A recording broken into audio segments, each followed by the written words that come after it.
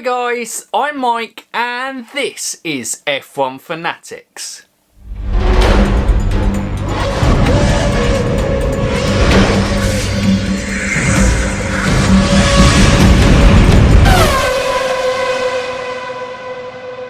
Welcome back guys to the channel, and it's time for another F1 Legacies video. And today we are challenging probably one of the drivers, which is Michael Schumacher, a few videos back with Rob from the Everything Racing podcast. But today we challenge one of the other big characters from the world of Formula One, and that is Ayrton Senna. So with obviously a guy with such a big history within the sport, and obviously renowned by a lot of people, always brought into the greatest of all time discussion, I thought I'd get a pretty big channel to help me out with this one. So Josh, welcome to the channel again. Thank you for having me on again. No problem at all, mate. And yeah, it's going to be a fascinating chat, I think, talking about, obviously, the late, great Ayrton Senna and his legacy that he has left on the sport of Formula One. So, as always in these F1 Legacies videos, what we kind of do is we kind of have a look through his career, and obviously the highs and the low points as we go through there, and then we'll round off with me and Josh kind of giving what we think Ayrton Senna's legacy is that he's left on the sport of Formula One. And hopefully, you know, it's a chat that you enjoy. It's obviously a relaxed podcast in terms of that. We tend to be honest and fair, I imagine, throughout. And you know from Josh, he never mixes his words from that front. But we'll start off with Senna's... Yeah, set you up there, mate, definitely. But yes, the first notable achievement probably came in 1977 when he won the South American Karting Championship, and then went on to proceed in the World Karting Championships before moving over to England with single-seater racing in 1981, where he would win the RAC and Townsend Thornton Formula Ford 1600 Championship for the Van Diemen team. And actually, quite funnily enough, that was almost going to be the end of his career, because I think he'd left back to go to Brazil and said he'd give it up because the family wanted him to help with the family business and give up his racing career. But he was actually offered a seat in Formula 4 2000 team for £10,000 in 1982. He got back to Brazil and was like, I quite like this racing business, I'm going to go back and do it. Thank goodness he decided to do that. He would then win the British and European Championships this year before getting promoted to Formula 3 in 1983, where he would edge out a young Martin Brundle to win the title. And then, obviously, it would enter into his journey into Formula 1. But would you say, Josh, the kind of early signs were there with Senna in his junior career? I think with any young driver that comes through, you know, that displays that X factor. Whether, you know, we've seen that with people like Charles Leclerc, with Lewis Hamilton, whatever. You could just see the ones that, you know, have that X factor, that have that something special within them. And, I mean, obviously I wasn't around at the time, but you could see that the telltale signs were there. You know, an ultra-dominant performance in the first half of that British F3 season. And then, of course, Martin Brundle came on strong. But still, though, the signs were there. And, you know, for anybody looking back at the junior career, it's, you know, was complete domination, really. You take everything into account. So definitely, it wouldn't have been a surprise for anybody for him to rock up onto the scene in Formula 1 and do as well as he did when you look at his junior career. Even if, you know, along with the performance telltale signs, there were also telltale signs of his driving style, which sometimes served him well and sometimes made him a little bit, shall we say, you know, people didn't really take to it too kindly, let's put it that way. You know, it's not very good to have cars parked on shoulders, but that's what sometimes his driving style lent to. Yeah, I think, you know, it's going to come up fairly a lot of times in examples with this, with Ayrton, that amongst his immense talent and his supreme speed, there was always an attitude with it that came with a win at all costs. And, you know, with that sort of attitude, you're going to be very close to the line of what's acceptable and what's unacceptable. And there are certainly times within his career that he crossed that unacceptable line. But obviously, we spoke about, you know, the signs were there with Senna, and to prove that, basically, you know, when he was in 1984 looking to kind of make the step up to Formula One, he had Brabham looking at him, McLaren, Williams, Lotus as well, and the team who would eventually end up with Toleman, because, well, essentially they were offering him a race seat for the 1984 season, and Senna wanted to race. He's a racer. He doesn't want to be a test driver and bide his time. He wants to get in a car and compete and show what he's got against the very best. And, you know, it is crazy that, well, he would go on to race for Lotus, and obviously we'll come on to that, but, you know, Lotus wanted to get rid of Nigel Mansell in place of him, but with the sponsorships, always with F1, there's politics. It's not quite as easy as wanting a driver and getting him. With the sponsor of Lotus, they wanted a British driver in their team, so we couldn't get that one. Brabham, you know, it made it difficult with their commitments. McLaren and Williams already had their drivers signed up for the season, but it's crazy because we don't kind of see that today, because everyone's kind of tied up to a driver academy. But it was almost like a bidding war for Senna even before he's raced anything in Formula One.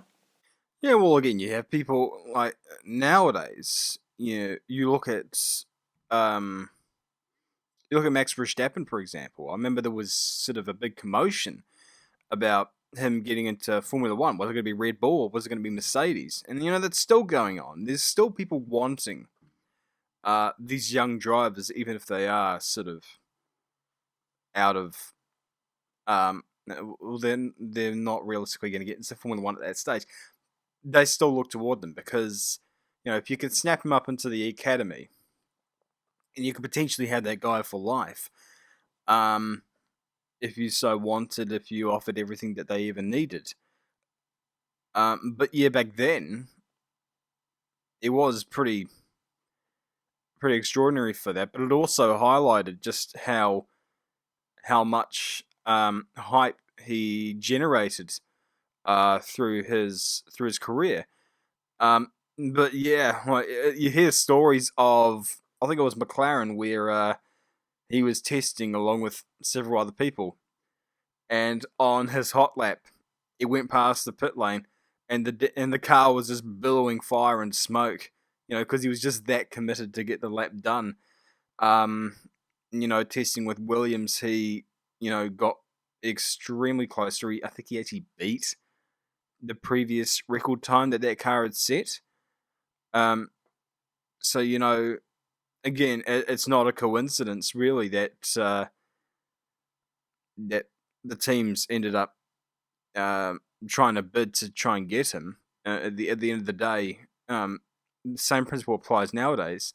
If you have a talent out there that's, you know, trailblazing and absolutely doing things that no other driver really can do, because there are a select few drivers out there that can perform to an ultra high level, you know, and they don't come around very often. And so that's why really teams want to try and get the jump on others, just in case. And really, Toleman, they got that. And I mean, wow, you know what? Signing him was probably part of why in later years, it helped them out a hell of a lot more than what they probably would have expected. Oh, absolutely. And, you know, it would be Toleman, they weren't necessarily any great thing. They weren't going to be anybody's title favourites for the year. They weren't building a car that was going to be challenging for race wins. But Senna showed early signs in that career. You know, we always talk about it. You mentioned it with Charles Leclerc, obviously, in the junior series. The drivers that kind of outperform the means that are given to to them, and Ayrton certainly did that. He gained 2 podiums in the season at the British Grand Prix, and obviously in the season finale Portuguese Grand Prix, where Niki Lauda would wrap up the title. But a key race, actually, it would turn out to be in the end in that title fight, was the Monaco Grand Prix, and Senna, renowned as one of the greatest ever drivers to drive in the wet, and Monaco 1984 in the Toleman was the first example of that, wasn't it? Yeah. It really is, I think the film, was the first place where a lot of people watched it. And by no means was it, by no means am I downplaying this at all. It was a damn good performance because it was a Toleman, and before 1984, Tolemans were often constructed of lead and whole countries because the things were just so freaking heavy and ungainly, and just it was the only time where Prost would have been actually listened to when he called his car a truck, because it just about was. But then I think this was the first time that Toleman actually produced a car which was, relatively competitive. I won't say it was, it was actually, properly competitive, because at the end of the day, Senna was driving that car, and they had Johnny Cecotto and Stefan Johansson driving that Toleman on other occasions, and they really couldn't do what Senna did in that car. So that performance at Monaco, I remember Clive James saying, and this is where I get the quotes sometimes, Clive James saying that Jackie X stopped the race just in case someone drowned, because it was that wet, it was just so much freaking rain. But there was also a feeling that there was no real reason to stop the race, because they had already gone in that deluge for however long it was. At the end of the day, win, no win, what Senna did in that time really lifted, really raised a few eyebrows, and it turned heads everywhere. But of course, what some people will probably remember was that going through the chicane, he sort of mounted the curb quite badly, and that damaged the suspension. And had he gone for a couple more laps, the suspension would have given way. So, probably best that Jackie X decided to call time on the race. Otherwise, the suspension would have failed, and who knows if we would have, looked at that race in the same way as we do now. And then, of course, further down the grid, you had Stefan Beloff, who no one really talks about in a Formula One sense, which is sad because, good grief. Imagine if Stefan Beloff had remained alive past 1985, just the battles that he and Senna would have had in competitive car, good grief, that would have just been ultra amazing. But, history's history. Had the race continued on, he would have actually passed both Senna and Prost. So, you can rewrite history, you can talk about all the possibilities and whatever have you, but, with what he performed on that day, I think was the first performance in Formula One where people, said, okay, Senna has arrived, really, and holds a special place in a lot of people's hearts. That's for sure. Yeah, absolutely, and I think that's a fascinating point, because we did it as one of our classic race reviews over the kind of COVID-19 break between racing. And Stefan Beloff's race is often forgotten in that. And, it is a fantastic performance from Senna. And, that race ending as early as it did, obviously some people think, he would have taken Prost and he would have won the Grand Prix. But like you said, it probably actually worked out in his favour, because he has the second place. Everyone has the thought that he would have gone on to win the race, even though when you interview the kind of mechanics, they say that car was shot, it was going to have to be retired in terms of it. But yeah, exactly, it was Senna arriving onto the scene, performing in a car that shouldn't really believe to be in those circumstances competing for podiums, although it had been still a car that could be competitive. Senna was definitely getting a higher level of performance there, and yeah, it was definitely a season that people take note of. And I think often probably the Toleman days are quite easy to forget, because it was one season before obviously he's gone on to go to one of the other major manufacturers of the sport, which is Lotus. But it certainly was a great platform for him to then push on, go from there. But yeah, obviously we spoke about it in 1984. The team's rumoured to be interested in him. And in 1985, he did actually make the move to Lotus. And that was a pretty big move to go early on in his career.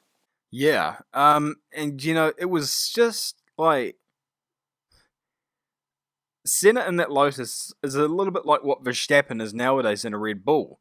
I mean, the car's good, but it's not the dominant car. It's not good enough for him to win a championship. But for some reason, he could just make it work. And there is a substantial gulf between himself and his teammate. Well, I'm thinking more 1986. 1985, he had, you talk about how they wanted a British driver in the team. Ironically, in 1985, neither of them were British. It was Senna and Elio De Angelis, both fantastic drivers. And then in 1986, it had Johnny Dumfries. And in 1987, Satoru Nakajima. So it went down, the talent level went down substantially per year. But nonetheless, Senna still made sense of that car, including that first win in the 1985 Portuguese Grand Prix at Estoril, where, again, where the performances were demonstrated, and he just absolutely blitzed the field. So that's two where the performances in a row where he demonstrated to the world that basically, they call the rain conditions the equalizer. If that's the case, he's probably better than the rest of the field by miles. And yeah, just again, those two wet weather performances are just, the two great performances that really stick out in everybody's mind. They really are just the tip of the iceberg of what was to come. Yeah, absolutely. And I think actually, a lot of people will get onto it and talk about the 1993 Grand Prix later on in the McLaren part of this episode. But, a lot of people, say that is his best ever victory.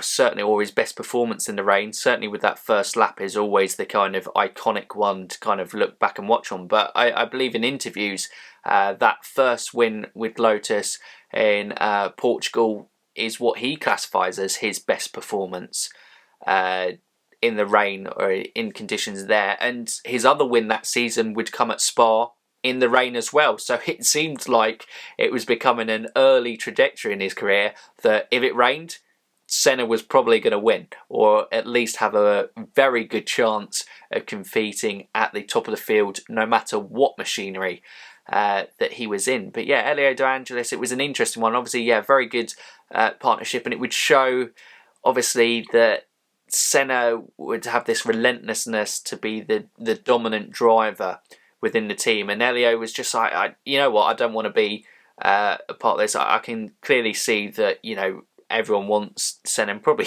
rightly so, with the talent that Senna had showed at this stage, but he didn't want to kind of hang around and be second driver to this guy. And also that season with his Monaco Grand Prix pole, I think it was early signs of this kind of gamesmanship that Senna would play. I know Niki Lauda and Michele Alboreto were a little bit upset with how he handled the qualifying session in terms of forcing the people, I think, to do more laps than necessary. And he would always try and get that mental edge over his competitors. And I think even for someone so young, it was kind of, I don't even know if he had an understanding of what he was doing, but he just had this relentless desire to dominate the people he was up against. Well, at the end of the day, I was going to touch on this earlier. The quality of world champions is having that killer instinct. And there's someone who I don't believe has that. We're not going to go into that because it's a big can of worms, especially now. But you take, for instance, Michael Schumacher, Alain Prost, Lewis Hamilton. What do they all have in common? They have a mental edge over all of their opponents. Are all of their standards ethical? Not necessarily. But it doesn't matter to them because while it may be a little bit naughty in your books, they've got multiple world titles. And ultimately, your objective as a Formula One driver is to become a world champion. And niceties can only take you so far.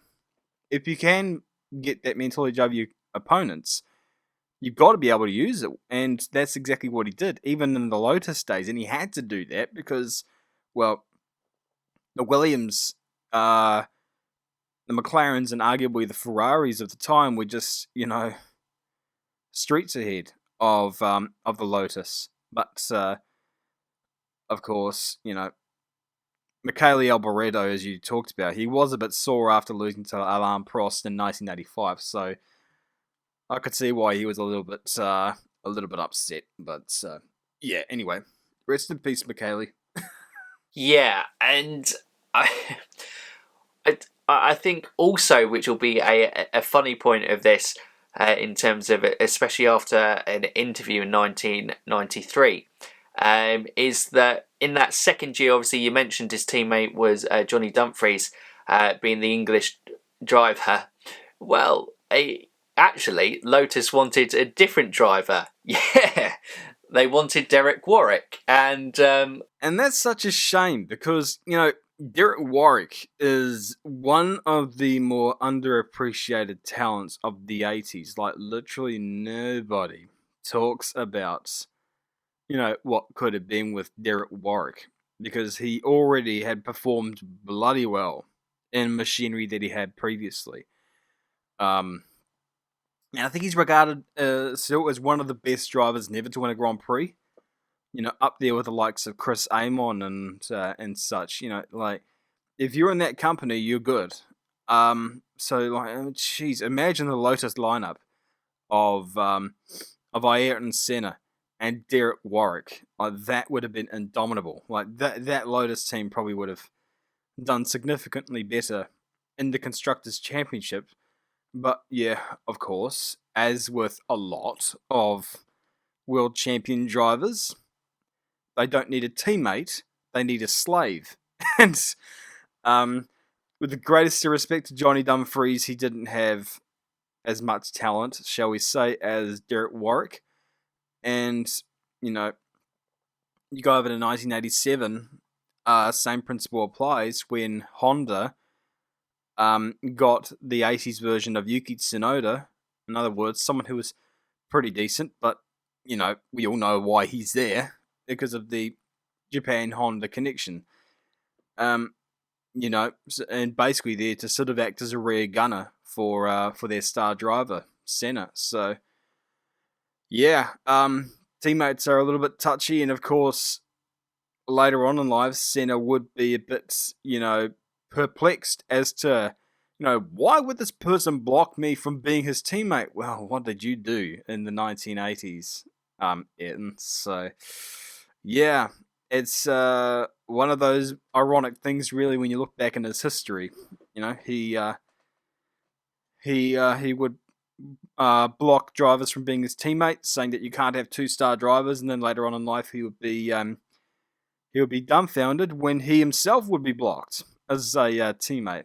So funny how things work out in the end, eh? It is funny, certainly on that front, but I suppose that is obviously, with some of these world champions, ultra competitive people, it had incidents of it with Michael Schumacher in terms of not understanding situations, and just going, well, obviously, why would he do that? Why would he crash into me? And like going, well, history is pretty sketchy there, mate, in terms of,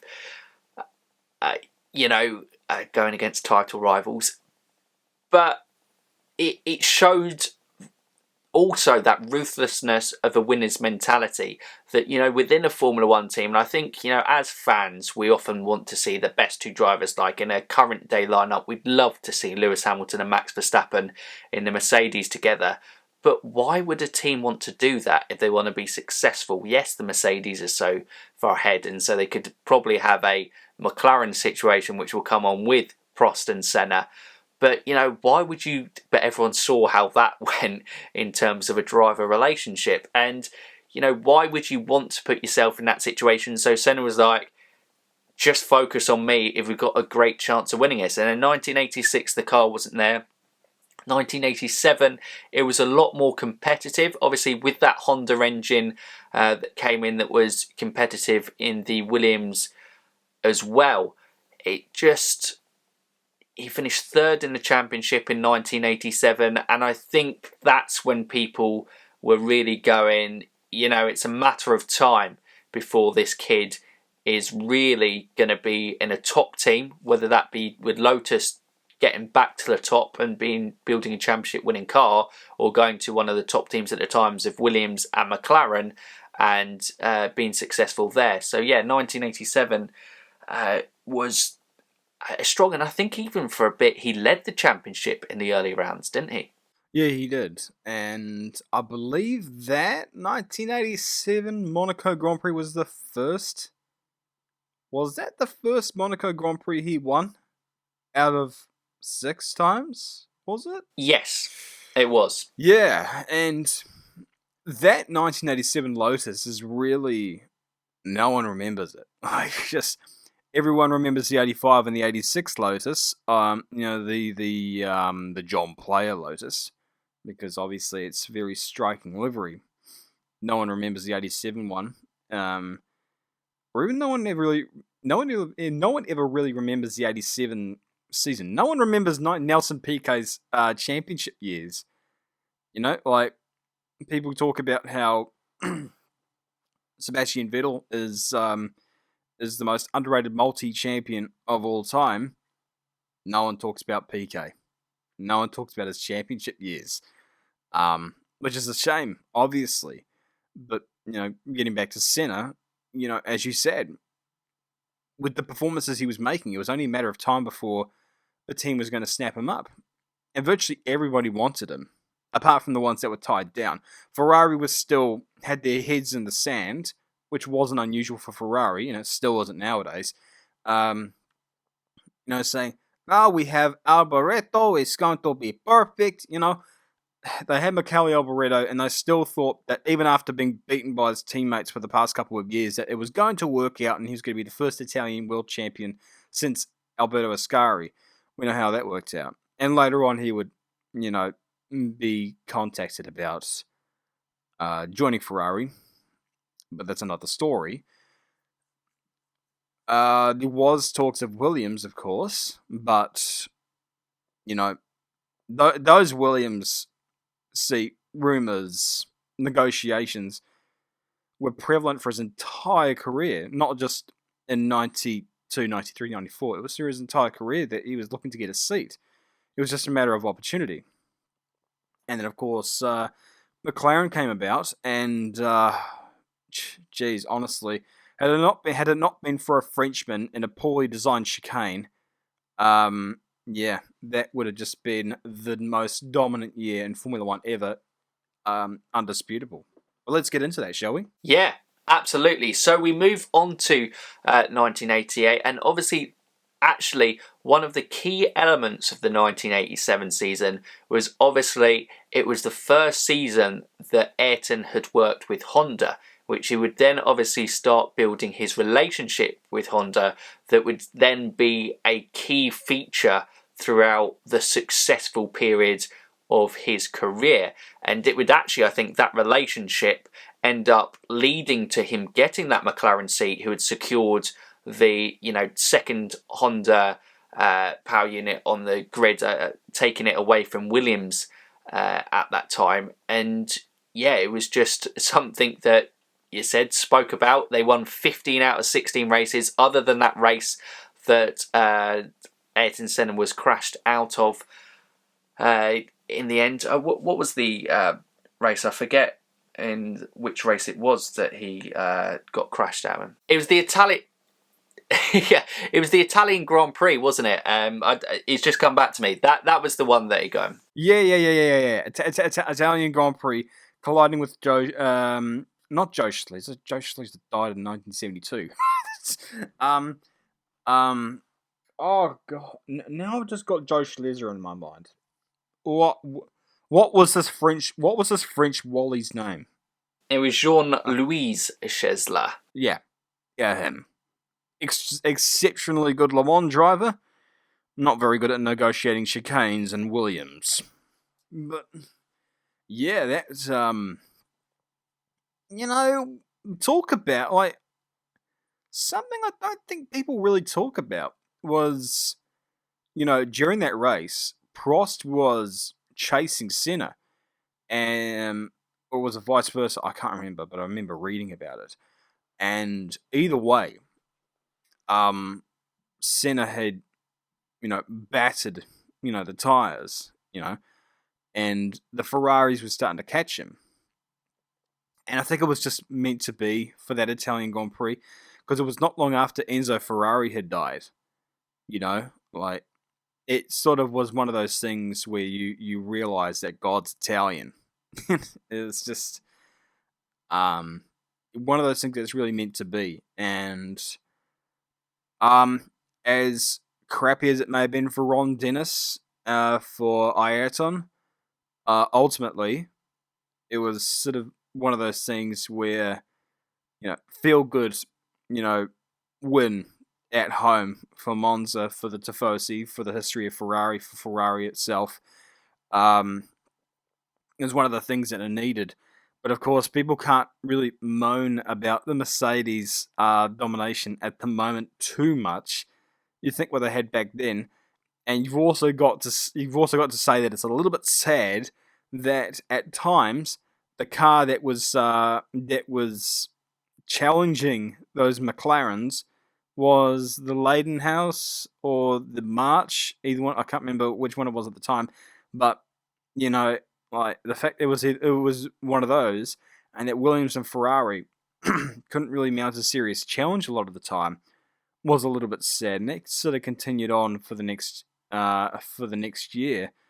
But yeah, there wasn't a lot of tension throughout that year between Prost and Senna. It was relatively benign, apart from Senna trying to plaster Prost into the wall at Estoril down the straight, and that getting onto that sort of defensive driving technique, that, as much as I love Senna, as much as he is one of my favourite drivers of all time, at times the defending got a bit ridiculous, But then again, you look at all the great drivers, really, a lot of them, not all of them, but a lot of them were very similar. Their aggression was just pretty extreme, especially Verstappen. I'll talk about how there are some similarities between Verstappen and Senna, and people will say, "Oh, that's hearsay and whatever." Come on, people, you can't say there are no similarities here. But for sure, like the 1988 season, was really the year where they gave Senna the ultra dominant car, and then they remembered, oh yeah, oh no, this isn't good. He's he's running away with everything. Yeah, it was kind of the perfect fairy tale, I think, probably for the start. First time he's got a championship contending car, although being outscored by Prost in points. Obviously, back then, in terms of how the championship worked, it would take only the best certain set of results from it. And with Ayrton's 11 out of 16, and Senna had 8 wins to Prost 7, and that essentially was the dividing factor in the end. Yeah, which I don't understand. I don't understand those that point system. You know, for me, driver with the most points takes the championship. So you look at those points and you're just like, what? Like, but still though, rules are the same for everyone in the end. We had that debacle in IndyCar as well with certain championships where you know points didn't make a whole lot of sense, but at the end of the day, rules are the same for everybody, and Senna got that first world title. Yeah, as an outside perspective, you go, it seems strange in terms of in Formula One, in both lots of formats, as in like qualifying formats and point formats over the years, have raised a few eyebrows in terms of what they were trying to do, and this certainly was a point scoring system that did that, and it didn't reward Prost. Obviously, this great rivalry, it would turn, and this was the first year of it. Was the more consistent driver. He was a relentless consistent. He was the Hamilton of the time. He did what he needed to do to get the points to win championships. Although, obviously, in this season, Ayrton Senna's brilliance in terms of finding a way of getting an extra victory in that season was the defining factor within those rules. But you mentioned it there, in that 1988, the partnership was pretty good. Prost had kind of welcomed Senna and the challenger Senna with open arms into the team. They were happy. They were, well, maybe not happy, but they were competitive against each other, and they relished the challenge, pushed each other in this incredibly dominant car, and Senna had just come out on top. Well, it wasn't as toxic as what it would turn out to be. Sorry to interrupt. But it wasn't. It wasn't as if they had the politics which we would see in 1989.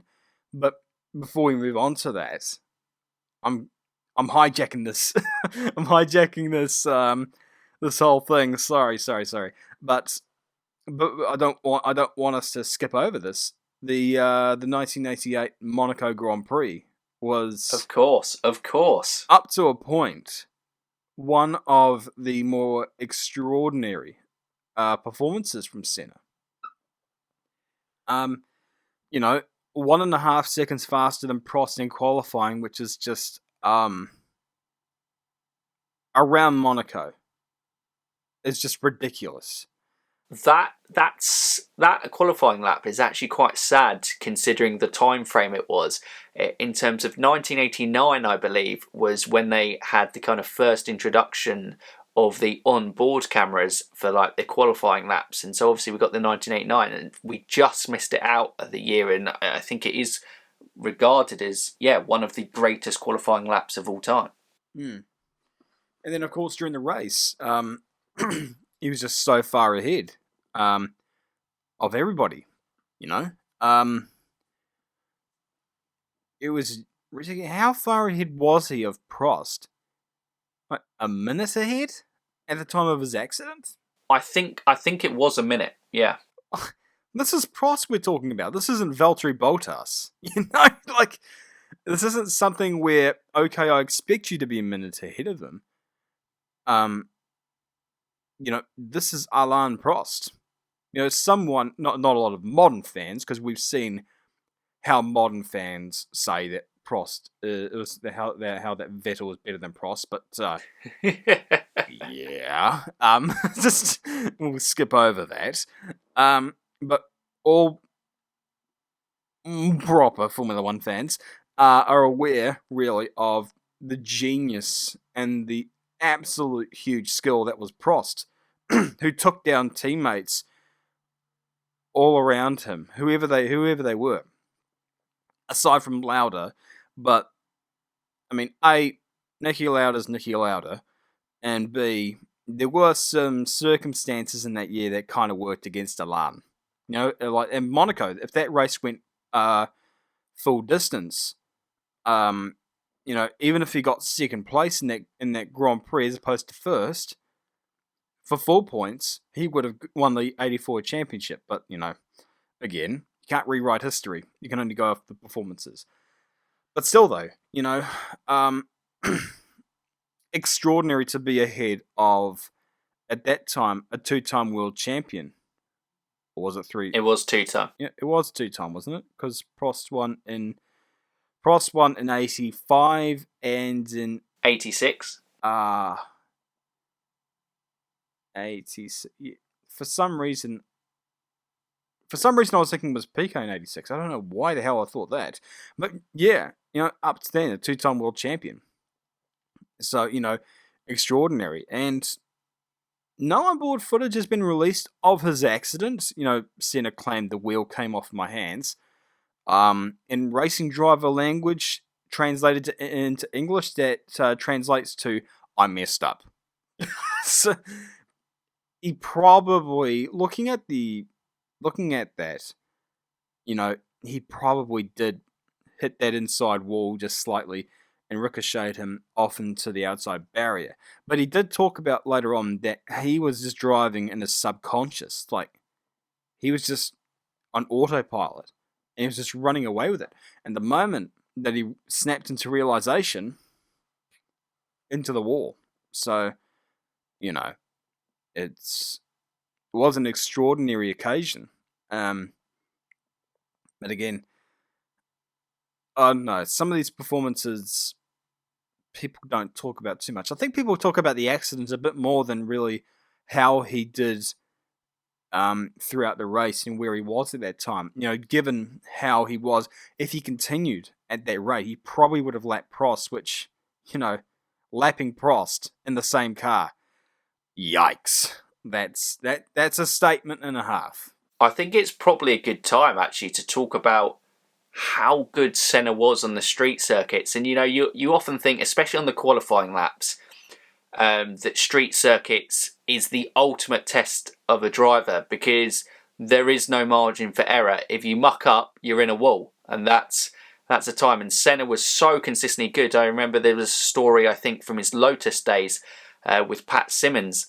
And he said, was it the Detroit? No, go on. I know a story specifically, but I think are you talking about the one where the wall moved?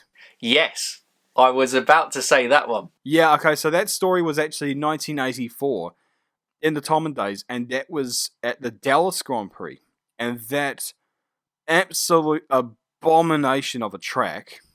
So many cars retired that day. Because it was so hot. It was one of the hottest races on record, and the track was not all the tire was melting, and the track was just crumpling. And they repaired it the previous night, but it still broke up. So half the track was like a rally course. So as a result, a lot of cars were slamming into walls and retiring due to the massive heat. It was just like, I remember the back stretch had like about 5 or 6 cars just, parked on the side. It was an absolutely ridiculous situation. And then, of course, Senna, would say, I think he hit the wall. And he said, the wall must have moved. And the engineers were like, oh yeah, all right, fine, whatever. But he was so insistent. Like he was saying, I can't understand this. The wall must have moved. You got to go check it. What? You got to go check it. Okay. So they went over and checked the wall, and they found out it moved like what? A couple of millimeters? Yeah, it was a few millimeters, they say it did. But obviously, on a street circuit. That precision, that sort of, precision when driving, to sort of place your car, millimetrically perfect, demonstrated, his car control, and again, extraordinary, really, that, there are the very, very good drivers, and then there are just the ones that have just got that X factor. And then there's another top category for people like Lance Stroll. I had to do that, eh? I had to put in that little bit of a joke. You certainly did, mate.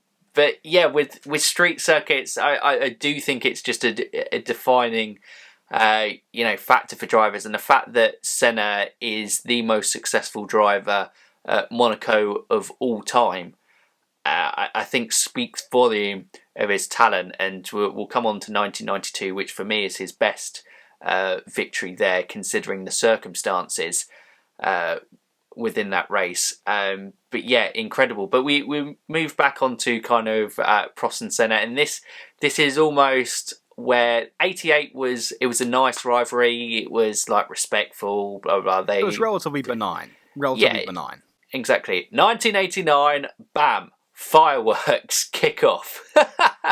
And this is gonna be fun. Yeah, this is where this season gets ugly. In terms of it, I think the first one, wasn't it, at the San Marino Grand Prix, where they had this agreement in place that whoever led the first corner would then maintain position and lead for the rest of the race, because we know San Marino isn't necessarily the easiest track to overtake on, and I guess McLaren just wanted to set things. But Senna, I believe, was starting from pole and was leading into first corner, but then there was a crash. The race got red flagged. And then on the restart, Prost led into the first corner and Senna later overtook him in the race. And this obviously angered Prost because he thought that the first corner one was still going in. Senna denied that there was ever this pre-race meeting to saying this, although I think Prost's story was backed up by a Marlboro representative. But yes, it was certainly something that certainly got underneath the skin. And I think obviously Prost being a champion himself, and with Senna winning the previous season, now this thing, he was like, now he's getting in the way of my dream of being a world champion. Now I'm upset. Now, I'm not going to play nice with this guy. What is it with San Marino and team order breaches? Because Ferrari had that with Pironi and Villeneuve in '82, and we know what happened after that. But yeah, multi 21, Alan, multi 21. Again, gets back to the ruthlessness of those world champion caliber drivers. To them, like screw pre-race agreements. You're no faster than me. I'm gonna take your first position. Thanks very much. That was the attitude behind it all, I guess. But it is a bit of a conundrum, You don't expect for a race to be restarted because it seldom really happens. In the 80s, it was a bit more common. Obviously, because you had the likes of Andrea de Cesaris in there, who he had an uncanny ability to crash a car even when he was stationary. So there was a bit more possibility of a restart back then, but still, you don't take that into consideration when you make pre-race agreements like that. So yeah. The beginning of a lot of sort of tumultuous times for the pair. Yeah, certainly, and then obviously on-track battles throughout. They would be exchanging wins throughout that season, and actually a fascinating one. We spoke about it earlier with this relationship that would be key to Ayrton Senna through his career with Honda. And I believe Ron Dennis said that they examined the engines between the two, and there was a difference between the Honda engines of Senna and Prost in favour of Senna. So that was certainly some interest. Because Honda loved Senna. And I remember Alain Prost saying that, we get the two engines, and there was one for Ayrton, and this went for Mr. Prost. Again, we talk about, and especially this year, it's a bit more prevalent how people are talking about how, this team's favouring that guy. It's been around forever. And this was one of those occasions, really, where, Honda were leaning on Senna, because Senna was such a freaking icon for Honda and for Japan as well. Today, he's still regarded highly, People people still love Senna in Japan at Honda. So, I mean, of course, when you have an icon like that, with that much of a cult following, they're going to try and help you out every much that they possibly can. Yeah, and it certainly was the case with Ayrton, and there certainly would be some favouritism, and obviously, the rivalry would boil over, and Prost essentially he felt he'd given everything to the team of McLaren. He'd been the team guy. Didn't feel like he was getting that same reciprocation with them, with this new star in Senna coming into the play. And, he was feeling hard done by situations. And I believe he signed somewhere midway through the season, I think, with Ferrari, with looking ahead to racing for them in the 1990 season. And I believe... this story, correct me if I'm wrong on this one, but I believe Prost was on the podium at Monza, and he threw his trophy into the Tifosi in terms of almost going, "I'll see you next year, guys," which really peed off Ron Dennis going in for the rest of the season. Throwing a trophy into the crowd from the podium? No, boy. Oh, man, you risk impaling someone from that height. No, I don't remember that because I haven't searched it up, so I can't verify whether or not that story is true. But, it was a bit of tumultuous times, for sure, getting toward the end, because it was obvious that, Alain was leaving. The tensions in the team at that point was, pretty extreme. And we know what Ron is like with his proteges. He defends them vigorously, and Ayrton was someone that he really, definitely had a special relationship with. So, everything was sort of working against Alain at that time, which is sad because, I think the film sort of vilified him a little bit. I know he's French, but, at the end of the day, he's a brilliant driver and definitely really didn't deserve, some of the hostilities that were shown against him. But, obviously, we get to Suzuka, and then it all kicked off, didn't it? It certainly did. And, I believe, I spoke about it just earlier. Alain was the team man. I think he still probably refers to himself today as, a McLaren man. Obviously, though, he's linked with Renault, and that was the early part of his career. McLaren will always hold a special part in his heart, and I think he almost felt a little bit betrayed in terms of the loyalty and the performances that he'd shown the team, and it wasn't reciprocated. So he was probably hurting as a guy. He's leaving this team. He almost feels probably forced out for this young protege. Like you said, Ron Dennis does love his young proteges and giving them the full backing certain situations. So by this stage, Suzuka, Senna needs to win to stand a chance of winning the championship, and Prost is leading the race on a difficult to overtake track, but Senna chases him down. They go through this kind of last few laps kind of fighting with each other, with Senna all over the back of Prost in terms of the situation. And then it gets to after 130R, the chicane there, and you go, no one overtakes there. But Senna, as his famous quote says, you are no longer a racing driver if you don't go for a gap. And he went for the gap. And you would say sometimes that Prost was going for the racing line. But unfortunately for Alain Prost, there's aerial footage and onboard footage that you can quite clearly see that he decides he's going to crash Senna out. He has that momentary lapse in sometimes we've seen from the world champions' judgments. We've seen it from Schumacher's Senna, which obviously will come on to the following year. Really? I don't remember Schumacher turning into his drivers. Surely not, mate. Surely what not. What are you talking about? How dare you say this? No, he trumped Senna and Prost because he did it twice. Brilliant. Well, only one time did he win the World Cup out of doing that. Yeah, very true, very true. The other time he lost to a Canadian. Yeah, which, you know, yeah. But anyway, getting back on track here, we don't need to go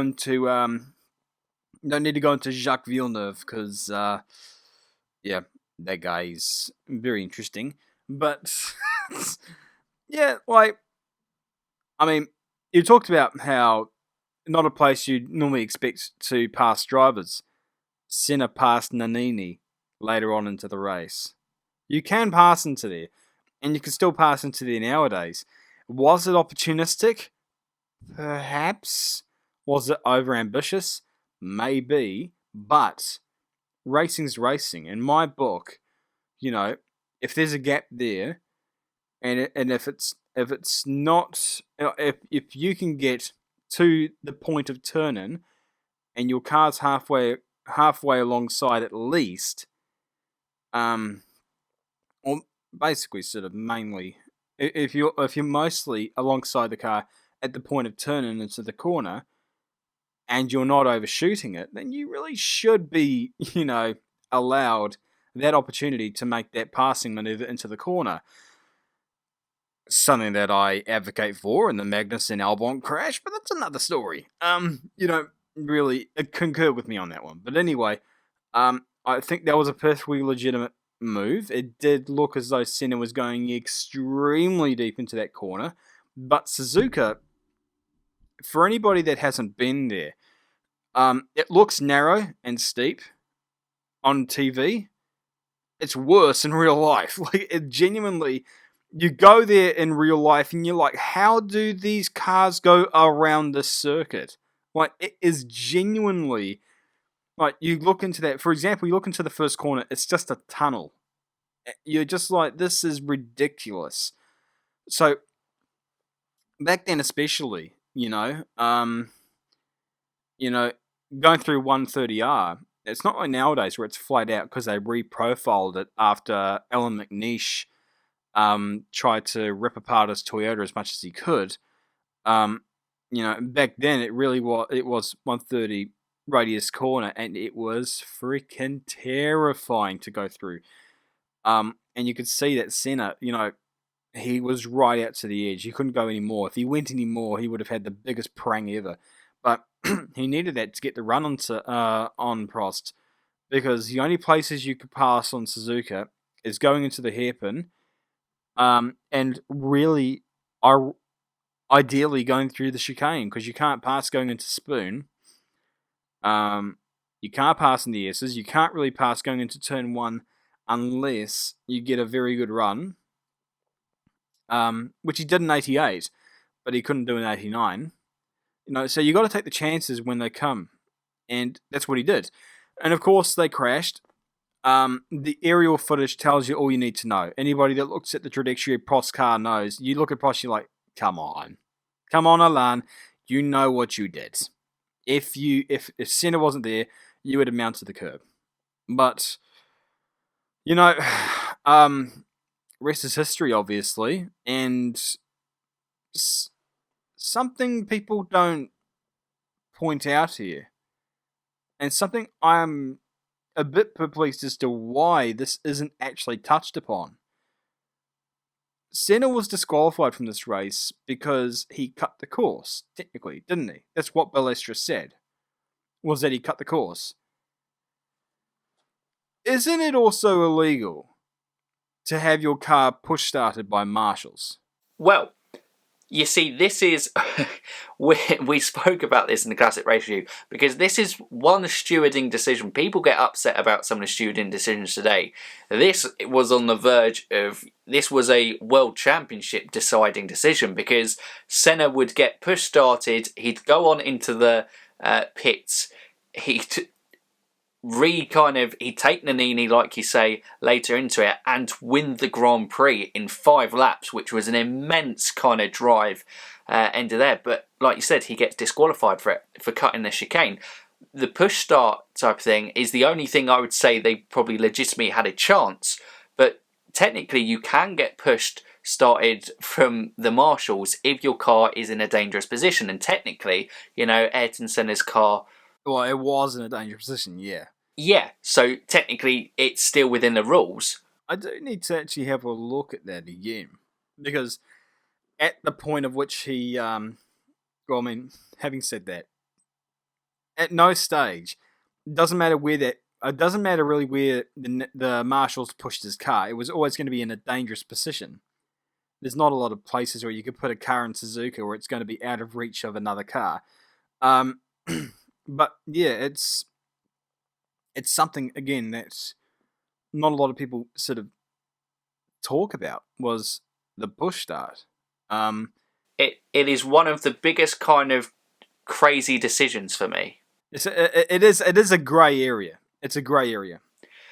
In terms of, because I believe the chicane that he was noted and disqualified for was cutting was the first corner in that chicane, not the second one that he got pushed across, which is mental on reflection, because Prost crashed into him. Of course he didn't make that thing, because Prost went into it. And it was funny that later when McLaren would appeal the decision, that Ayrton then got I think serious fine and penalty points on his licence for dangerous driving, even though Prost... 6 months prohibition suspension.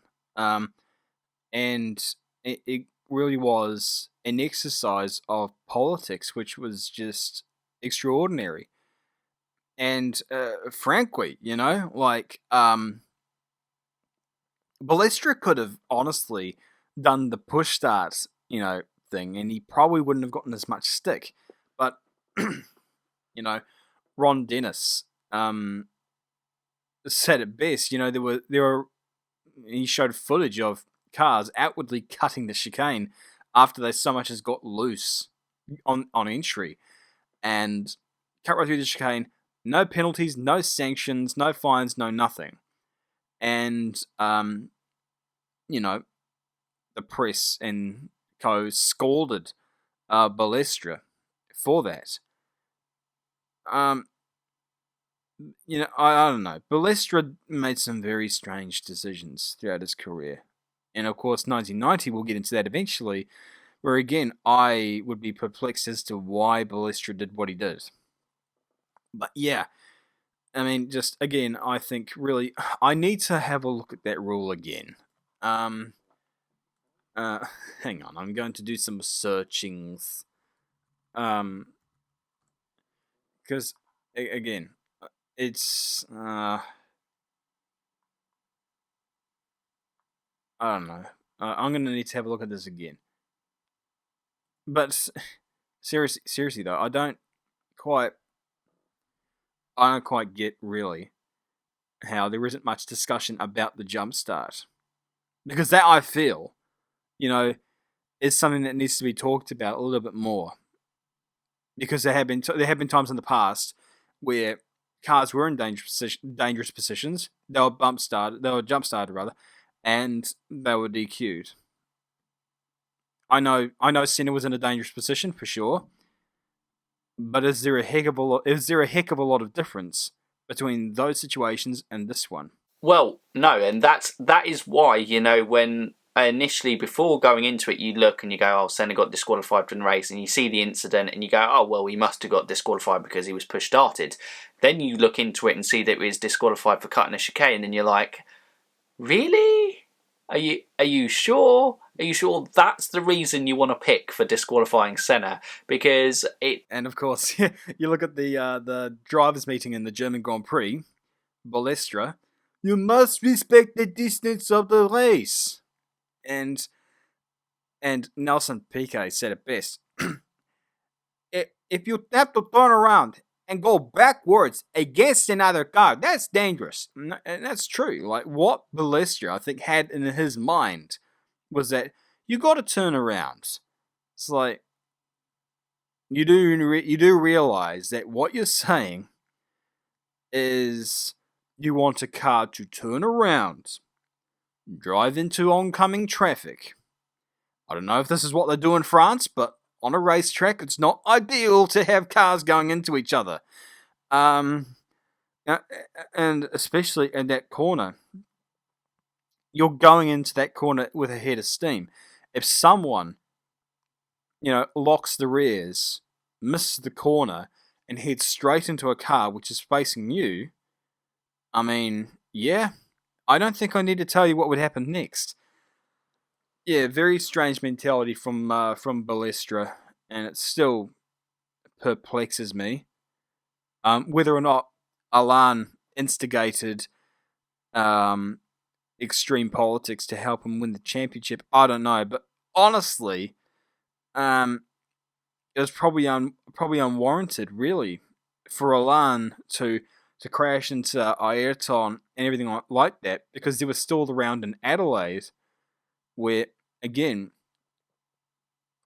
if Ayrton won the race, it would have kept him mathematically in with a chance of winning the championship, but it wouldn't have guaranteed him a win either. There was still Adelaide to do, and he would still have a miracle happen there as well. So,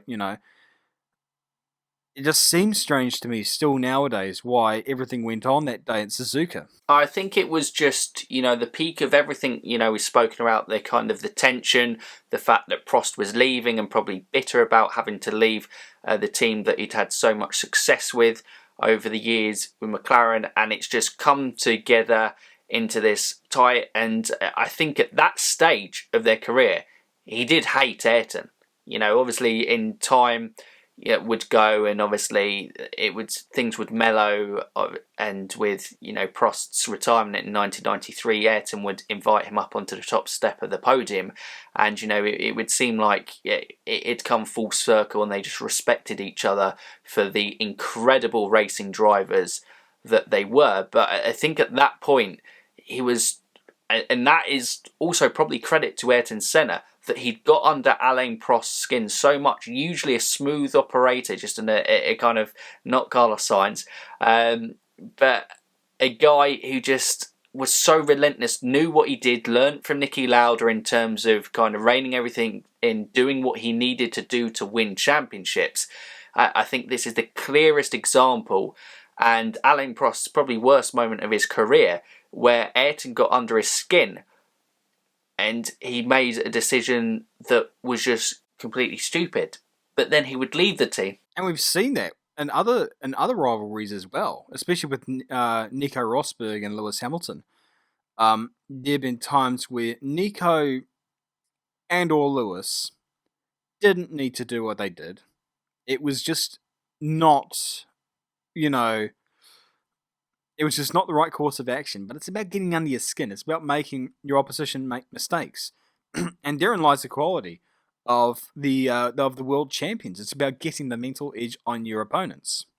And, this is one of those occasions for sure. But yeah, after the Japanese Grand Prix, Ayrton had a bit of time to think about whether or not he wanted to continue in the sport. Absolutely, and I think with all these things, he then decided, you know what, I am going to continue with the sport. And I think with all these champions, they can walk away. He can walk away from the success at that time. He can walk away from all the politics of it. He feels like he was wronged, feel like everything in that situation is there. But they want to prove themselves. They want to win, and they want to go against the odds. They're like almost like a bit of an FU to all the people who doubt him or working against him, as he would perceive.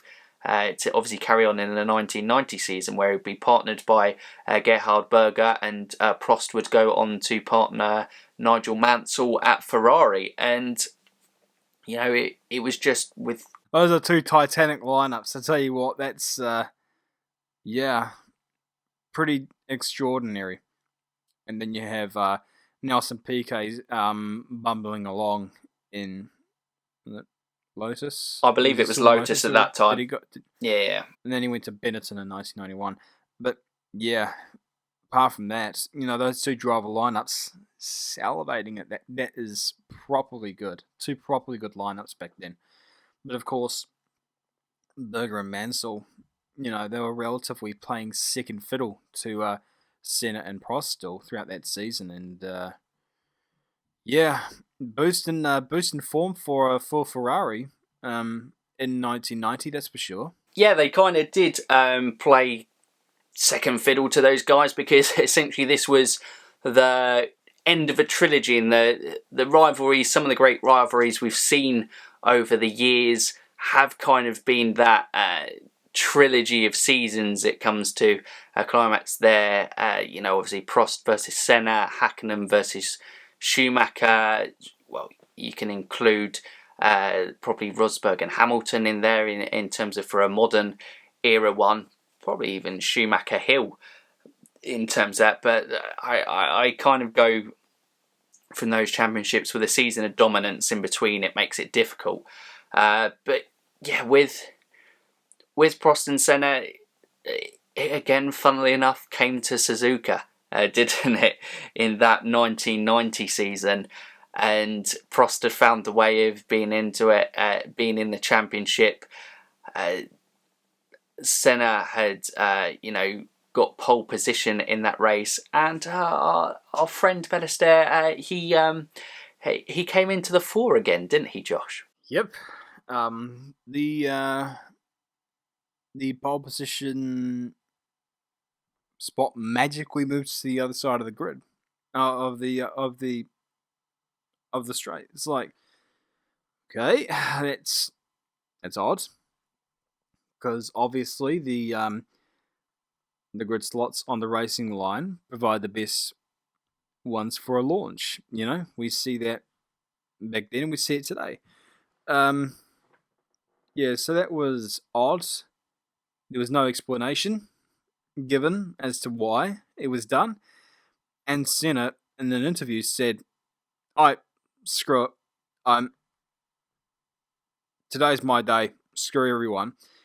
And of course, he went down into turn one, and he wouldn't go any further than turn one, and nor would Alain. And frankly, again, I'm a big Ayrton fan, but that was probably the worst moment of Senna's career. Undoubtedly for me. And, if I'm going to speak candidly here, that probably would have warranted disqualification from at least a round. At least a round. But considering it motivated the outcome of the championship, Schumacher crashed into Villeneuve, lost the championship, and was still disqualified. He didn't lose Villeneuve the championship, but he was still disqualified. Really. But Ballester did nothing here, which I don't understand. How could he do what he did last year and do nothing for, while Alain was almost certainly blatant with Ayrton as well. It was also blatant. It was both equally blatant. It influenced the championship. But, still, it was ridiculous. It was absolutely hugely dangerous. Ayrton knew what he had done. And, frankly, honestly, I know how big a following he has. I know how much of a fan I am of Senna. But frankly, I probably would have disqualified him from the championship for what he did.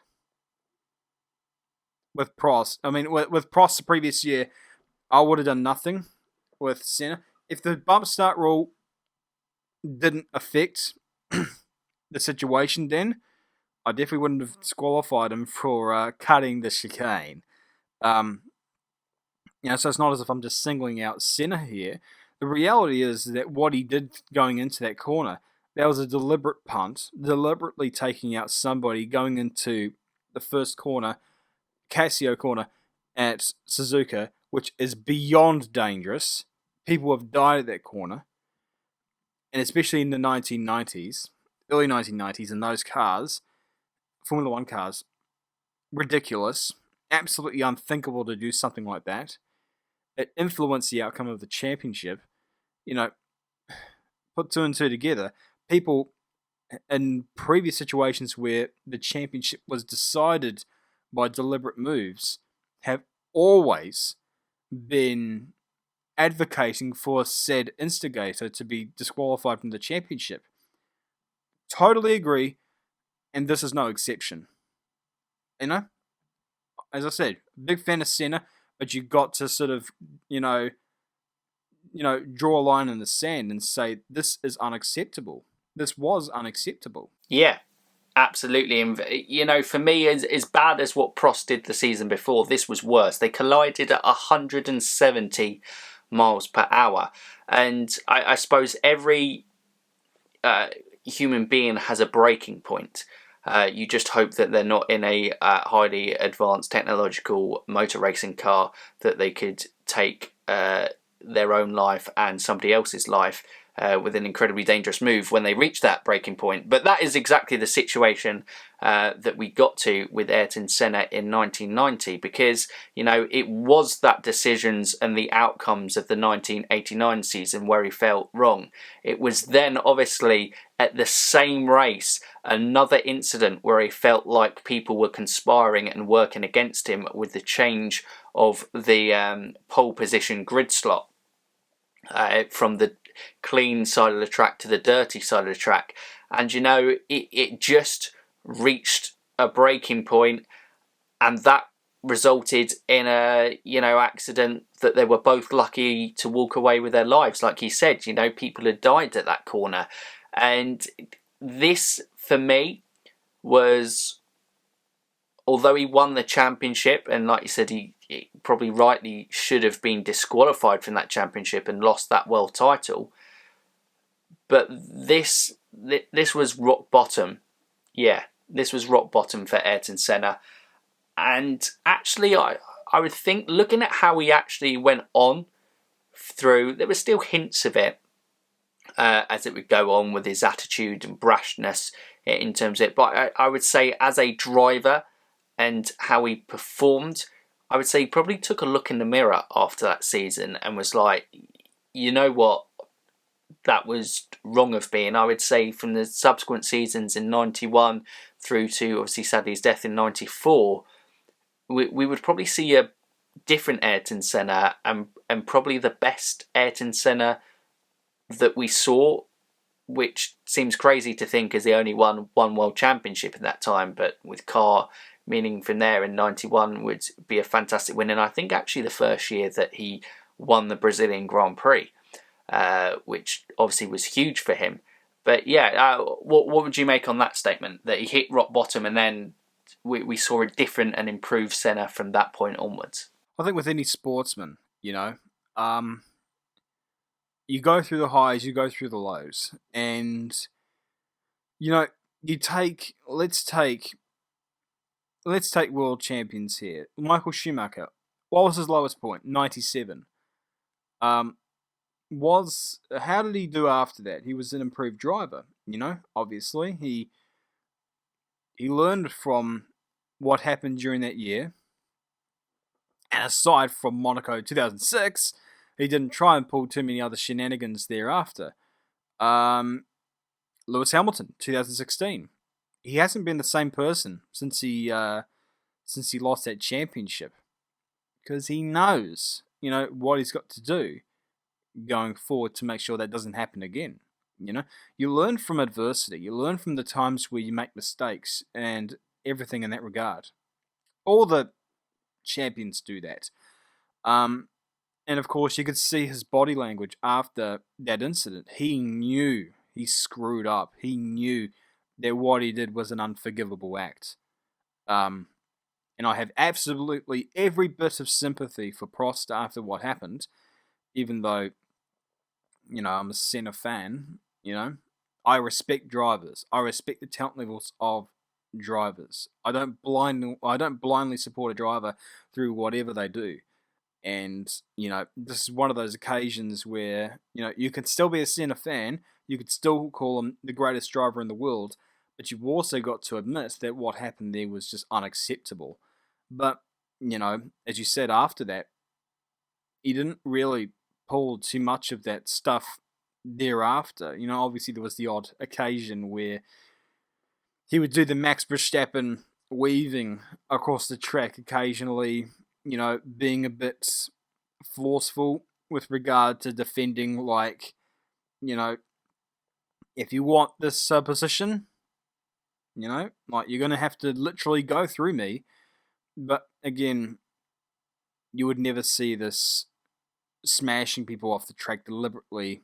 And again, thankful that he learned from that, because that, it really, honestly, as a racing purist, it doesn't sit right with me seeing that shit go on.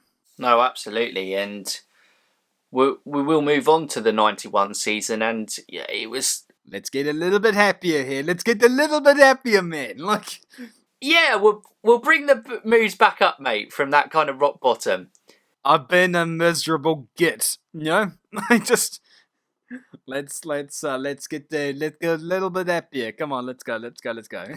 So we had the emergence of Williams, who we know would be the dominant force in the 1990s, but hadn't quite worked out reliability in that 91 season, with Nigel Mansell, obviously one of the great drivers of that generation as well, going it. But Senna, it just all fell into place with Gerhard Berger, with all, who respect to him, he's no Alain Prost within it, so he's a great support driver for him within that, improving the levels of performance.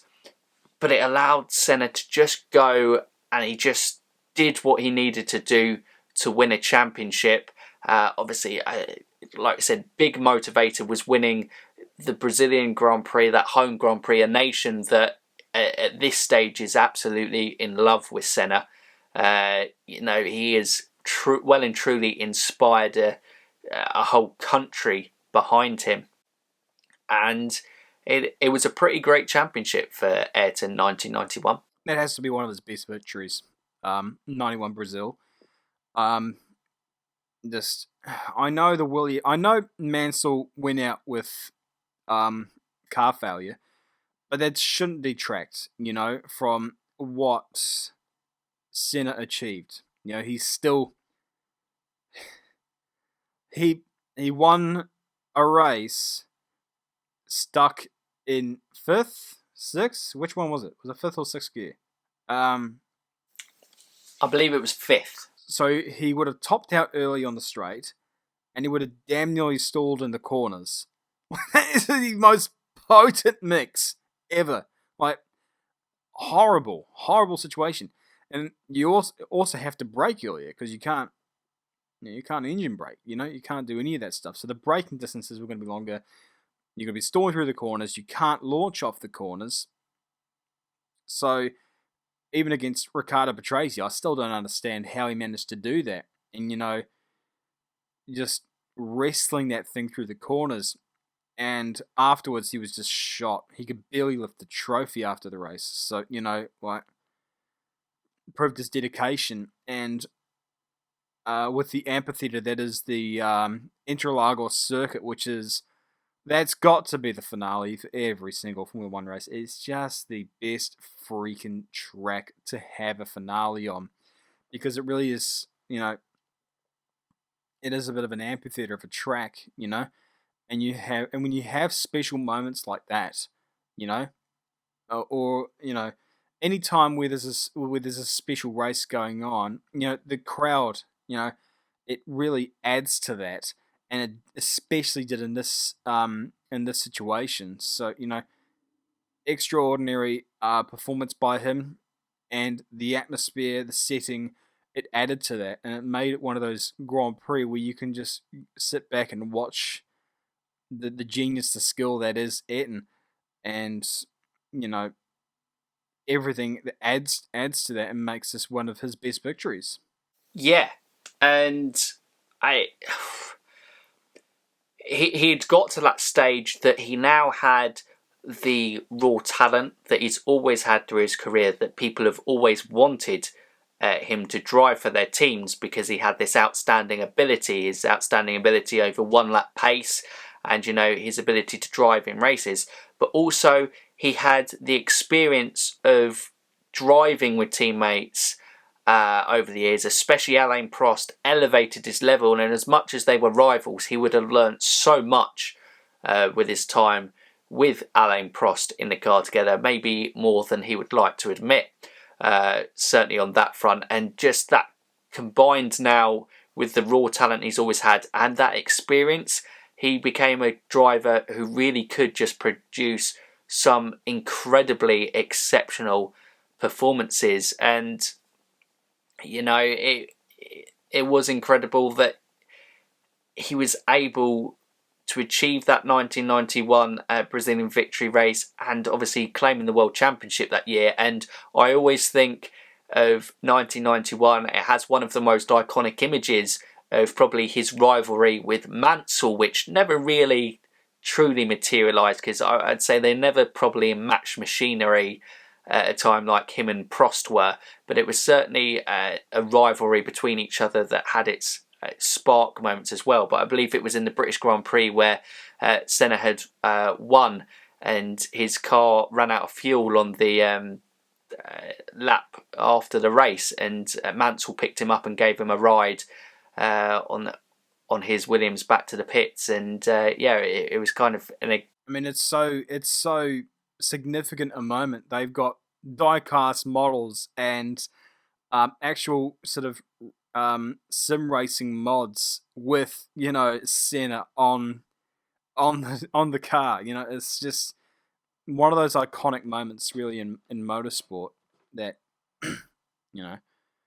again, extraordinary, especially given Mansell was Senna's main contender. But there's still that level of respect where offering an Uber ride back to the pits. Here you go, Your Majesty. See you in the next round, Pufter. Yeah. But that Williams car, it technically was the more dominant. Well, not dominant, but it was the faster car. But a few things worked against them. That prevented Mansell from taking that title. But in '92, that Williams in '92 was a little bit strong, shall we say? Yeah, it went on to another level. And actually, we'll look at these 92, 93 seasons together, because unfortunately, after winning a championship in, probably from 1987 onwards, it was his least competitive car up there for challenging for titles. And they would be seasons that would just be great performances and standout performances rather than any kind of serious mount for the title, because of how dominant Williams with. And it would be the first time, I would say, probably in his career, that his relationship with Honda actually hindered his career around there. Because I believe, you spoke about it earlier in terms of he was always linked with Williams throughout his career, and he would obviously eventually join for Williams in 1994, which obviously we'll come on to. But yeah, in 1992, he wanted to go there to race for Williams, but Honda asked him to stay for McLaren, and out of a sense of loyalty for all Honda had done for him, he would do it. But that would then, I'd say, would link him or get him stuck in that McLaren seat for the 92-93 season. And it just wasn't the car that it was before. Well, it lacked the active suspension that Williams had, and that Williams, as long as the computer didn't forget where it was on track, the handling was exceptional in that car. The Renault power unit wasn't necessarily any better than Honda's per se. That's a total guess. That's not actually knowledge. I'm just guessing that. So if you're saying, what do you want about? The Renault was better. Well, you're probably right. I don't know. But, still though, it was more just down to the handling of the car. The Renault just walked away in the corners. You know? It says a lot when Patrese is walking away from Senna. Like, just with the greatest of respect to Riccardo Patrese, he's no Ayrton Senna. I think it's fair to say. But still, though, despite this disparity in pace, he still made it work on occasions. And for me, the Monaco Grand Prix in '92 was just, I still go back and watch those last few laps. Like, for me, that is racing. That is just absolutely incredible. Yes, Senna was blocking for all his might, but he positioned his car so precise that, if Mansell wanted to go for the gap, he probably would have ended up in the Mediterranean. But, all's fair in that situation. And with how close they were running and just everything that went into it, again, you can just go back over and over and over and over again, knowing full well what the result is, and you're still exhilarated by what's going on. And just the ability to hold back that Williams, which was on new tyres, versus that McLaren, which was on old tyres, it speaks volumes about how he was as a driver. Absolutely. It is literally... for F1 fans, it's got to be up there. It'll always be in a top 5 moments of all time in Formula 1.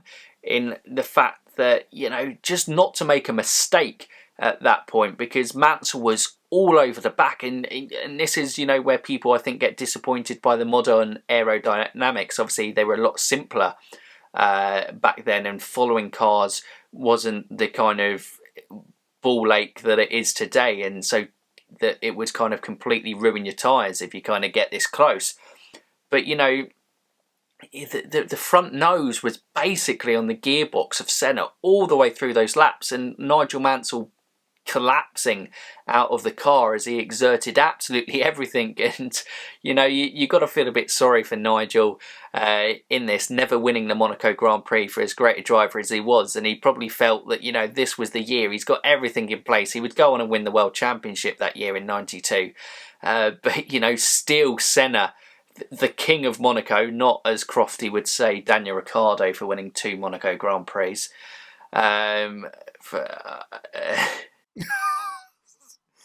There's only 2 people that can really lay claim to being the king of Monaco: Ayrton Senna and Graham Hill. Anyone else? But then, of course, one win, and most people would say, "Oh, he's the king of Monaco." Sebastian Vettel's the king of Monaco. Daniel Ricciardo is the king of Monaco. Ricardo Ross is the king of Monaco. Just really, again, only those 2 drivers can lay claim to being the king of Monaco. Graham Hill and Ayrton Senna. And until someone comes along with 6 wins, those are the only 2 that can really lay claim to it. But for sure, on that day, he proved why, you would call him the king of Monaco. Because, oh, God. Except for '88, from '87 onwards, he won every Monaco Grand Prix. And '88, he was smashing it as well. And only, like we spoke about earlier. Well, he should have won. He should have technically lapped the field. And, so technically, from '87 right up until his death, he won it all. And that really is a good reason to lay claim to being the king of Monaco, when you were literally unbeatable at a circuit for most of your tenure in the sport. It is actually mind-blowing, and those last laps, honestly, anyone listening to it who's for some bizarre reason who hasn't seen it, just go watch it. Just go watch absolutely. it. And listen, go to the Japanese commentary, because Japanese commentary is always more exciting, so it just adds to it, But I mean, still though, you can listen to Murray Walker and James Hunt commentate on it, and it's still just as amazing.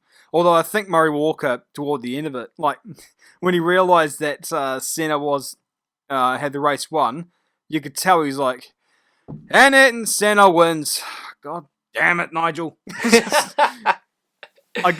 For some reason, I always felt that he announced Senna had won already before they entered Larascas. You know?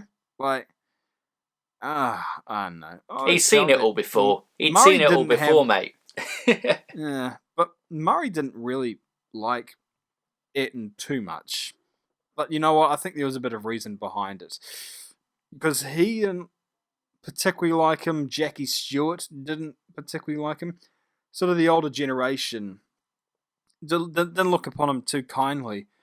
And I think that's more down to his driving style, his etiquette, which, is understandable. But still, though, I felt that kind of detracted from the moment to, for Murray to sort of declare him as the winner before they even entered the Rascas. Yeah. For all we know, Senna may have declared it and spun the car around by hitting the rear tire on the barrier. So it kind of took away from the moment a little bit. But anyway, was there anything else from the '92 season which really stood out? No, not really, other than the fact that he almost raced in the Indy 500 that year, but Ron Dennis blocked him. But Roger Penske was very keen to give him the Penske ride. I think he'd gone over and tested and was quicker than the guys out there. Then Emerson Fittipaldi, yeah. Yeah, I think he did go faster than Emerson Fittipaldi, who he was doing exceptionally well in the American open wheeler scene. So for him to just jump in and do that was again demonstrating his ability as a driver. Absolutely, but that was one of those what if moments. Would we have looked at Ayrton Senna potentially having two parts of the Triple Crown in that instance of competing in Indy 500? I think he would have been revered in American motorsports. I mean, he still is in terms of global motorsports, but if he'd gone over there and done well in the Indy 500, the Americans would have lapped it up. But yeah, we probably move on to 93 and... Do we have to? This... Oh, man. This is a disappointing year. Not his own fault, though, because he had good performances, but it's just... yeah. Again, it's just disappointing, really, that there was such a dominant car, which, when Senna can't beat the other car, that kind of says a lot. But yeah, I think you talked about how Honda convinced him to stay at McLaren. And that's funny because they ditched McLaren at the end of '92, and then in '93 they had the Ford engine, which was and not even the Works Ford engine. Benetton had the Works Ford engine. No, so it was an engine, but it's a bit like saying, who's your number one driver this year? It's how do I put up an example here without pissing someone off? But you get what I mean. It was like, it's fine. It's not exceptionally brilliant, but it's an engine. But still, though, he made it work on occasions. And the finest example was the '93 European Grand Prix at Donnington. I mean, that has to go down as one of the best first laps in history. Would you say it is the best? Can you think of any first lap which is better? Legitimately, and don't be stupid and say Belgium '98.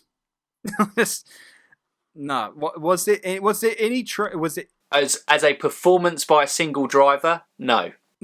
Like, I mean, and especially when you consider, he, I wouldn't say he passed Schumacher. It was more just, I don't really consider that too much of a pass, but passing Wendlinger, on the outside heading into the old hairpin, that was pretty damn good. Then passing Damon, a couple corners later, and then Prost into the other hairpin. I don't know what they call it, but just still though, passing 3 or 4 cars in one lap in the rain on the first lap, just incredible, And again, widely regarded, and I consider it the best first lap in Formula One history.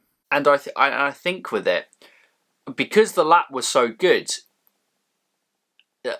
we watched it recently over, I think, the race itself. He was incredible in as well. And this would be one of the differences to me between Senna and Prost. Senna in the, well, one in the rain obviously was superior to Prost anyway. But Prost went more conservative with his tyre choices at every point. He wanted to go for the safe choice. He was thinking of the championship long term. In terms of, and I think he ended up with like 6 or 7 pit stops. And that race, I believe, holds the record for the most pit stops in a Grand Prix ever. Like the tyre changes between wets to slicks to whatever's within the race was mental. But Senna, whatever tyre was on, just managed to have an incredible level of performance. And even with a poor pit stop within one of them, ending up behind Alain Prost after, dominating for a bit, it was just, the first lap was almost the crescendo at the start of it, but what happened afterwards was still an immense and incredible performance against those dominating Williams, and no one had any answer for Ayrton that day. No. Then the only other notable victory that sticks out to mind from '93 was the Australian Grand Prix, because he invited Prost up onto the podium, which was a feel-good moment, but something that no one at the time probably would have guessed was that it was his last victory. And was it technically his last finish too? I believe was it his last finish? Technically, yes, because he didn't. Because he retired after spinning out at Interlagos in '94 Brazil, and at San Marino he was punted off at the start. No, not San Marino. Sorry for the language. At the start of the Pacific Grand Prix at Okayama. And then, of course, the next race was at San Marino, and we know what happened there.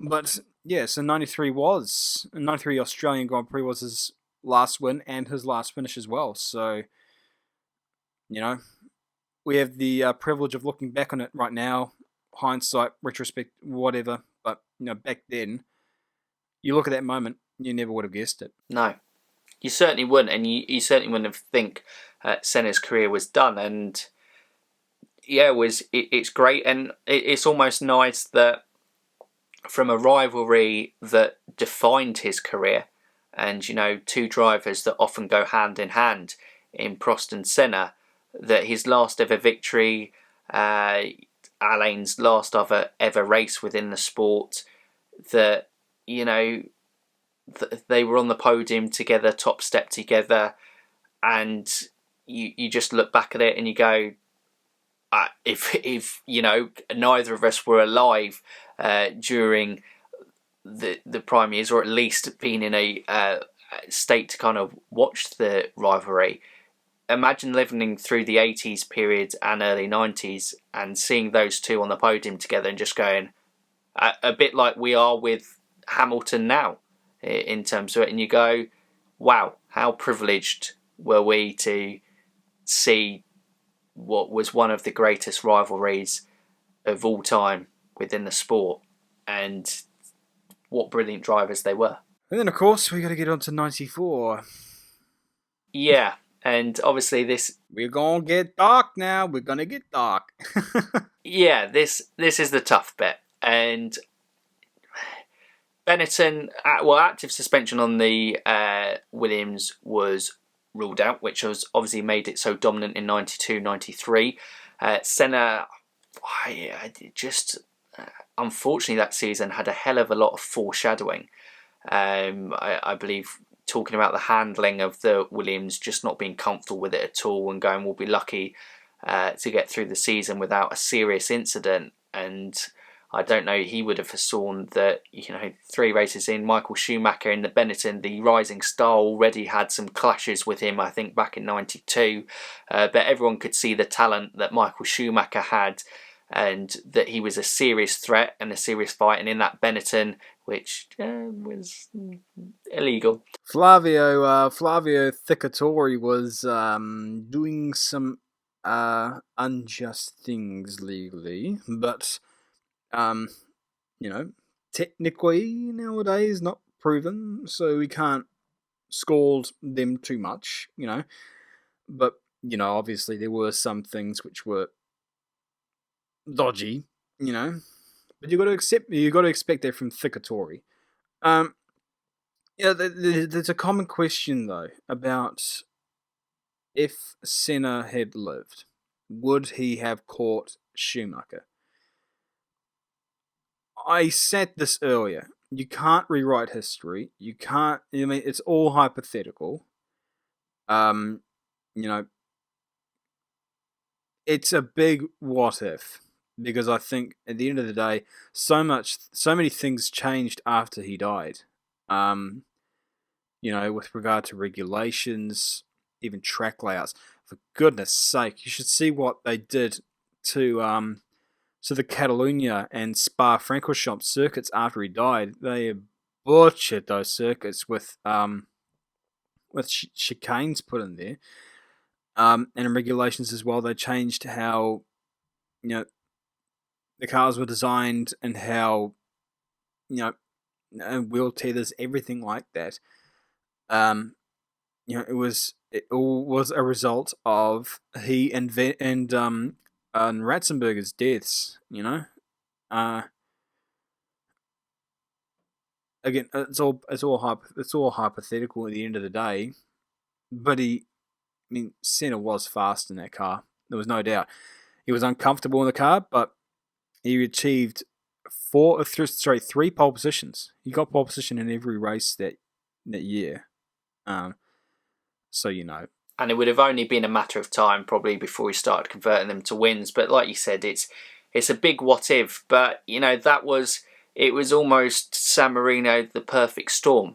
The season not starting, he's a competitive guy wanting to win World Championships, feeling frustrated from the 92-93 seasons of being in an uncompetitive car and finally getting the move to Williams that he wanted to carry on winning championships, that he felt that his titles, that his talent merited. Schumacher, this young rival, and he would have felt threatened by Schumacher because Senna would have realised what a talent Schumacher was, and obviously we know what he would go on to become. And being 20 points down in the championship after two races is not a ideal situation to be in.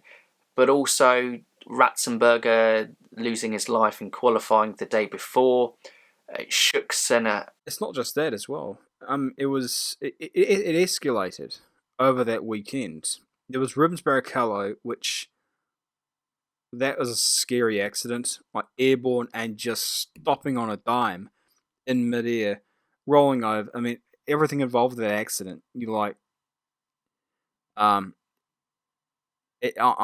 just frankly, I know it's retrospect, but I'm still glad that nothing serious came out of that accident because that was a frightening accident. And of course, Ratzenberger died after the front wing went under the car and he slammed into the wall. And they performed CPR on him on trackside, and that, you could see that really shook him. It shook everybody in the paddock. Contemplations about what to do if he was going to race at all. It's just the perfect storm, everything that led up to that moment. And then the moment happened, and I just don't know. I look back on that accident, and I try to find what could have happened, and I cannot work out what happened, with that accident. People say the steering column broke. I don't agree with that because if in a lot of instances where the steering column breaks, the car sways. The front wheels have totally free of motion. They don't just go straight. That's not necessarily how it works. He didn't make a mistake. It literally was at a certain point he just went straight. There was no correction, no nothing. A tyre going flat, again, you would probably see some amount of movement. Again, it just went straight. There was no lock brakes. There was no nothing. Like, nothing about it makes sense. Like, it genuinely is... I can't work it out. And to this day, nobody can work it out. What exactly happened. Just... It freaking bothers me. And it bothers a lot of people, I guess. That, to this day, no one really truly knows what caused the death of one of the greatest drivers that ever lived, even though it was televised, even though there's onboard cameras. Despite all of this, we still don't know. It had to be at that exact moment as well. That exact moment. Just, yeah, again, truly bothers me, as you're probably just hearing, really, at the moment. Take the realms here. I'm gonna get all teary eyed. Yeah, well, what we do know is, like you said, we lost the life, and it's something that shook not only Brazil, but I think the world of motorsport. You know, this immense talent. Whatever you thought of Senna, his on-track antics, and the thing that was undeniable about Senna, that he was this immensely talented guy, and you want to see those guys competing in the sport, but also you go, as much as he loved it, as much as we love motorsport, no one should lose their life doing something like this. And it is, yeah, the incident is, like you said, bizarre how it's then, and still even then, with the impact of the wall, he's unlucky, because the impact in itself isn't killed. It's the front tyre, that comes back and hits him, and it just sometimes... He had to go off at that exact moment, at that exact angle. It had to be at that exact... Because they said any little slight bit here or there, the wheel wouldn't have hit his helmet. So it had to be at that time. But again, something else that troubles me, just looking at the footage, if you look back on it, if you notice that the moment it starts... Because, again, there's no correction, no nothing. It's literally just, he just goes straight. And you notice as well, his helmet just leans to the left. Like, there's nothing. Like, it's freaking bizarre. Like, in an instant. I mean, he goes from going through Tamburello to just, the car's going straight, his helmet is to the left, there is no attempt, there's no movement of his helmet. There is no attempt to get it back on track. There's no lock brake. There's no turning of the steering wheel. There's no adjustment of the throttle. There's nothing. It's almost as if he's, I don't know, like, it's still just, really, I don't understand it. I truly don't understand it, because there's no logical answer to everything that lines up here, and anything that you put everything together, the more logical explanation is the most horrifying you can imagine. So, yeah, man, this is what we need time machines for, to go back and just see what on earth happened, really, because, yeah, I can imagine for everybody involved, intimately involved, was, they need closure, and the fact that there is none is, I can only imagine. Yeah, it is really kind of, heartbreaking that we did lose that, and obviously mainly that his family lost their son, girlfriend lost a partner, whatever, people around him who cared about the sport, his friends and stuff around about there, who deeply cared about him. His loss of life is the saddest thing in that situation from there. But that, with these Legacies videos, sometimes, we talk about the legacies they left after their career has ended. Unfortunately, Senna's was cut short by the loss of life, which within a sport as dangerous as motorsport, it it happens, and it happened to someone that we wish it never. I mean, we don't wish it to happen to anyone, but especially, you see the top talents within the sport. I suppose it always hits a little bit harder because, like I say, you're left confused in how a situation like this can happen. But I guess, we've been going for a long time. I hope people have stuck through it, because it's great looking back at what was a brilliant career. But, to round it off, Josh, what is Ayrton Senna's legacy on F1 for you? His effects are felt to this day, obviously. Household name. Still regarded as one of the greatest drivers to have ever lived. Even with that stupid Amazon, qualifying data table, still trumps that. And, even in death, his legacy still lives on as one of the greatest drivers to have ever lived, to have performed miracles with cars that should not have been anywhere near where he put them. And yeah, he's remembered now, and he will be for years to come. Yeah, and I think for me, Ayrton's legacy is there's a few things on this. In terms of the sport, he's the difference between those drivers. There's the drivers you admire for their brilliance within it, what they achieve in it, like the Prosts of the world. You have to just admire, like the Nelson Piquets. Like I said, underrated, but those are the guys, incredible achievers within the sport. But Senna just had something more. He evoked emotions from people. His performances, were edge of the seat. The way that he went wheel-to-wheel action, again, crossing the line at times, like we've spoken about within this podcast, going too far at times. But he was a flawed champion, and I think those are the best champions, because human beings aren't perfect. And Ayrton Senna definitely wasn't perfect. He was arrogant, brash. He was probably quite an insufferable person to be around at times, but put him in a race car. But it is true. But you put him in a race car, and he gives you moments that you look at and you go, I have no idea how he's done that. And you just go, you look at him, and he's produced moments on this earth and going, I don't think anyone else could have done what you've done. And it is he is a kind of true sign of a human being reaching near perfection as a driver at times.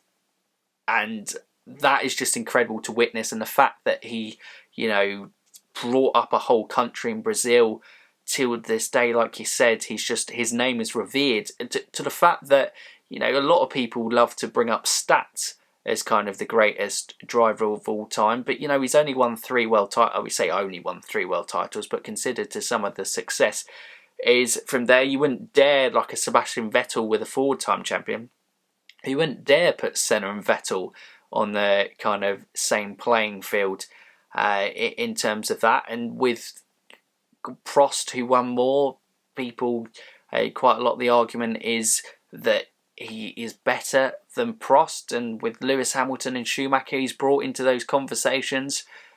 And you go, that is how good he was. That even though he didn't necessarily achieve the world titles that they did, that people still think his talent merits that he's questioned. He was better than those guys, and those will always be opinions, and there'll always be debates. But what is undebatable, he is one of the best drivers to have ever driven in the sport. It was sad that we lost him before his time was done within the sport, but for what he did give the sport, Formula One is an incredible sport, and he is an incredible footnote within the sport for what he achieved and the performance he did. And he will always be a guy that everyone looks back on and goes, wow, that guy honestly was incredible. No matter who comes after him, he will always be regarded as an incredible racing driver. And I think that's the best and biggest legacy that you can kind of leave on the sport, that without a question, people regard you as one of the best who has ever done it. And yeah, it was just incredible from him. For absolutely sure. But mate, it's been a journey, this, and I think we're approaching probably the 2-hour mark in terms of, I'm not exactly on what shore front we're here. I hope people have enjoyed it, but Senna's career is a lot to go through. I split the kind of Schumacher one around about this time into 2 podcasts, but I think I'm just going to leave this one as the one for you guys. But mate, thank you so much for coming on and talking through Senna's career, the highs, the lows, and everything in between for it. Pleasure, mate. Thanks for having me on again. No problem at all. And I'll do this. As Josh veers the 100k subscribers, if for some bizarre reason you've first got to the end of this podcast, congratulations for that, but also have come across my channel before Josh's channel, please do drop him a subscribe, and if you can help him over that line, if he hasn't already crossed it by the time this comes out. From there, that would be absolutely fantastic. A brilliant channel, and obviously a knowledgeable, as you can tell from this podcast, F1 fan who is just passionate and loves talking about it as much. Josh Revell, the biggest F1 pan ever. I'm also a Lance Stroll fan as well. Absolutely. Yeah, the best pan around, mate, definitely. Full of all kitchen appliances. I think that probably proves how long that we've been talking. But yes, guys, that is it. Leave your comments below on your memories and your thoughts on Ayrton Senna and his legacy within Formula 1. As always, if you are new around here, would appreciate a subscribe and dropping a thumbs up on the video. Do appreciate it. But that's it from here at S1 Fanatics today.